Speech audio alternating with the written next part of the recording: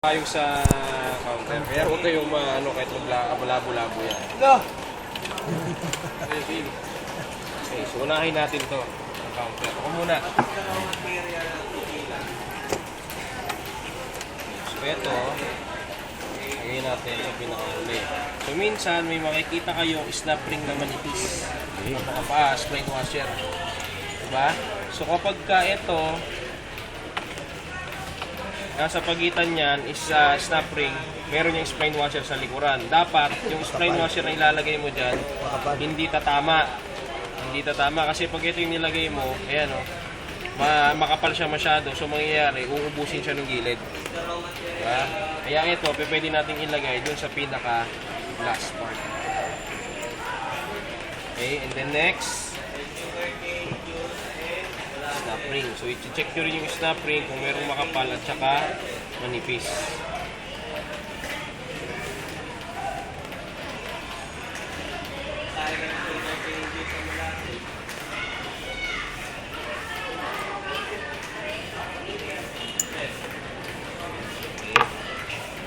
Then, attach mo ito by pushing. Tapos, ito. Ano kaya yung proper position yan? Ganyan. O pag ganito. Ganito. Ay natin na. So, lagi nyo isipin, sa pagitan ng sleeping gears, laging may snap ring para hindi sobra. Okay. So, kapag kaganyan ang position, hindi siya nag-e-engage. Diba? Hindi umaabot yung gear dogs doon sa dog hole. Kaya ibig sabihin, baliktad ang pagkakalagay. Ayan. Okay, so nag-engage na siya. Okay? So, meron tayong sleeping gears. Ang kasunod na ilalagay is snap ring.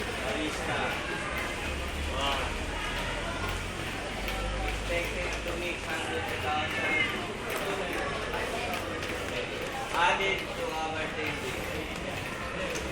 Clear.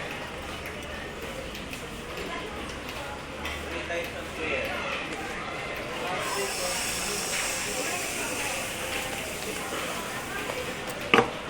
Ayan. So, stopper yan. Next is spline washer. Lagyan natin ang manipis. Okay. Next. M2. So meron siyang dog hole, kailangan ang next na ilalagay nyo is yung merong gear dogs, yung merong dog hole. Diyan. So. Yan. Next. Ano pa lang to? Spline washer. Tapos, Snap ring. wala lang snap ring. Diba? Ang sleeping gears yun lang ang may snap ring.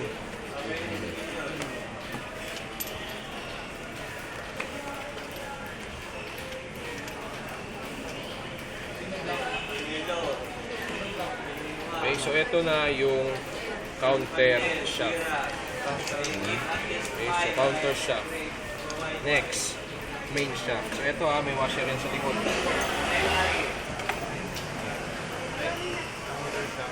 Main.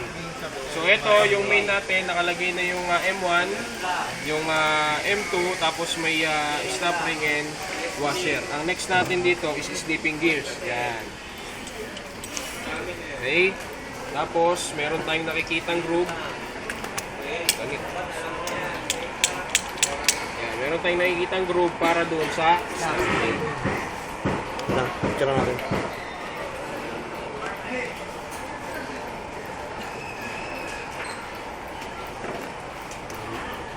Lilim.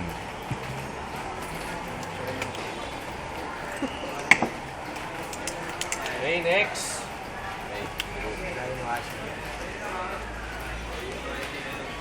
Husay.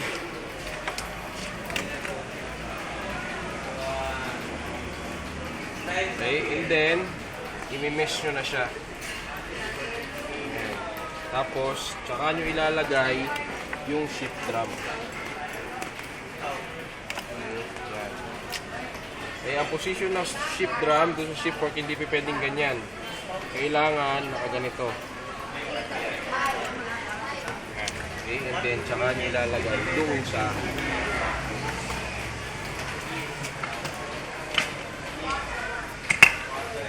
Tatanggalin mo.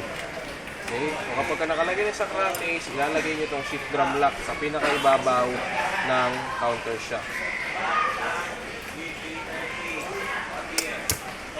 Okay, tapos titestingin ninyo kung nag-engage yung mga bearings.